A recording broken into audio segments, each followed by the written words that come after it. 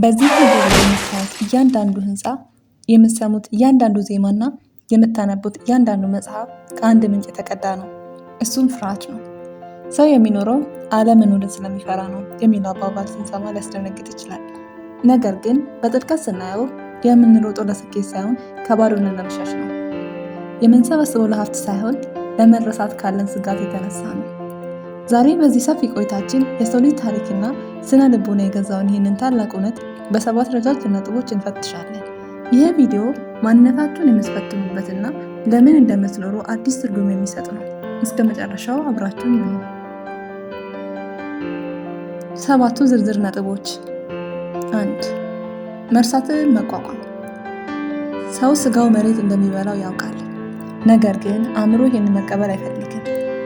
አለመኖር ማለት ፍጹም ዝምታና ባዶነት ነው። ይህንን ባዶነት ለመሙላት ሰው ታሪክ ይሰራል። ታላላቅ ፒራሚዶች የተገነቡት የፍርዖኖችን ስም ለዘላለም ለማኖር ነው። ዛሬ የምናያቸው የሶሻል ሚዲያ ፖስቶች እንኳን ሳይቀሩ እኔ እዚህ ነበርኩ፣ እዩኝ፣ አትርሱኝ የሚሉ የውስጥ ድምጾች ናቸው። አለመኖርን መፍራት የፈጠራ ስራዎችን ሁሉ ሞተር ነው። 2. በትርምስ ውስጥ ትርጉም መፈለግ። ዓለም ያለ እኛም ትቀጥላለች። ይህ እውነት ለሰው ልጅ አስፈሪ ነው። ስለዚህ እኔ ለዓለም እጅግ አስፈላጊ ነኝ የሚለው ትርጉም እንፈጥራለን። ስራችንን፣ ማዕረጋችንንና ስልጣናችንን እንደ ጋሻ እንጠቀማለን። ከስራ የምንፈታው ቀን ለምን ይጨንቀናል? ምክንያቱም ያኔ ከራሳችን ጋር እንቀራለን። ከራሳችን ጋር ስንቀር ደግሞ አለመኖራችን ወይም አለመፈለጋችን ያሳስበናል። ሰው ዝም ብሎ መቀመጥ የማይችለው የራሱን ምንትነት ለማየት ስለሚፈራ ነው። 3.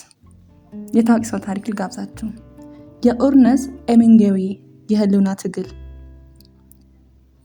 ታዋቂው ደራሲ ኤርነስት ሄሚንግዌይ በህይወቱ ሙሉ ጀግንነትን፣ አደንንና ጦርነትን ሊያሳድድ ኖረዋል። ለምን? ምክንያቱም አለመኖርና ድክመትን በጣም ይፈራ ነበር። በጽሑፎቹ ውስጥ ጠንካራ ሰዎችን የፈጠረው የራሱን የውስጥ ስጋት ለመሸፈን ነው። ሰው ሊሸነፍ ይችላል እንጂ ሊጠፋ አይችልም የሚለው ታዋቂ ንግግሩ አለመኖርን ለመታገል ያደረገው ሙከራ ነበር። መጨረሻ ላይ ግን የህልውናው ፍርሃትና የባዶነት ስሜት አሸንፎ ህይወቱን በገዛ እጁ አጥፍቷል። ይህ የሚያሳየን ፍርሃትን ካልተረዳነው ሊያጠፋን እንደሚችል ነው። 4. ሃይማኖትና መንፈሳዊነት እንደ ተስፋ። ሰው ከሞተ በኋላ አለመኖር የሚለው ሀሳብ መቋቋም ስለማይችል መንፈሳዊ መንገዶችን ይፈልጋል። ገነት፣ ዳግም መወለድ ወይም መንፈሳዊ ህልውና የሰው ልጅ ለዘላለም የመኖር ጥማት ያረካሉ። ይህ ፍርሃት ባይኖር ኖሮ የሰው ልጅ መንፈሳዊነትና ግብረ ገብነት ላይኖር ይችል ነበር። አለመኖርን መፍራታችን የተሻሉ ሰዎች እንድንሆንና ከቁስ በላይ የሆነ ነገር እንድንፈልግ አድርጎናል። 5. ግንኙነትና ፍቅርን እንደ መሸሸጊያ። ብቸኝነት ያለመኖር ቅምሻ ነው። ብቻችንን ስንሆን መኖራችንን የሚያረጋግጥልን ሰው አናጣም። ስለዚህ እንወዳለን፣ ጓደኛ እንይዛለን፣ ቤተሰብ እንመሰርታለን። በፍቅር ውስጥ ሌላው ሰው የኛን መኖር ምስክር እንዲሆንልን እንፈልጋለን። አንድ ሰው ሲወደን አለ ትርጉም አለ እያለን ነው። ሰው የሚኖረው በብቸኝነት ጨለማ ውስጥ መጥፋትን ስለሚፈራ ነው። 6. የጊዜ እጥረትና የፍጥነት ኑሮ። ለምንድን ነው የምንፈጥነው? ለምንድን ነው ሁልጊዜ እንደሌለን የሚሰማን? ምክንያቱም አለመኖር በእጃችን ላይ እንደቆመ እናውቃለን። ሞት ከመምጣቱ በፊት ሁሉንም ነገር ለማየትና ለማድረግ እንሯሯጣለን። ይህ ፍርሃት ነው ትንታኔን ያመጣው። ቴክኖሎጂ፣ ሕክምናና የጠፈር ምርምር ሁሉ የሰው ልጅ እድሜውን ለማርዘም ወይም አለመኖርን ለማሸነፍ የሚያደርገው ጥረት ውጤቶች ናቸው። 7. ፍርሃትን ወደ ንቃት መለወጥ። በመጨረሻም ይህ ፍርሃት መጨረሻው መሆን የለበትም።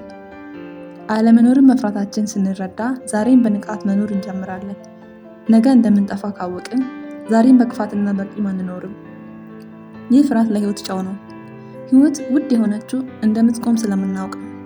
አለመኖርን በመፍራት ውስጥ እውነተኛ መኖርን መፈለግ የጥበብ ሁሉ መጀመሪያ ነው። ውድ ቤተሰቦቻችን ዛሬ በጣም ጥልቅ በሆነ መንገድ ተጉዘናል። ሰው የሚኖረው አለመኖርን ስለሚፈራ ነው ስንል ህይወታችን በዚህ ፍርሃት ላይ የተመሰረተ ድንቅ ስራ መሆኑን ለማሳየት ነው።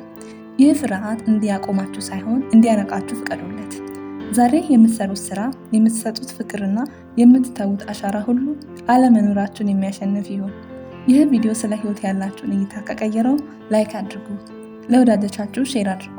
ኮሜንት ላይ ደግሞ ለእናንተ መኖር ማለት ምን ማለት ነው የሚለውን ጻፉልኝ። በሚቀጥለው ቪዲዮ እስከምንገናኝ በታላቅ ህልም ውስጥ ኑሩ።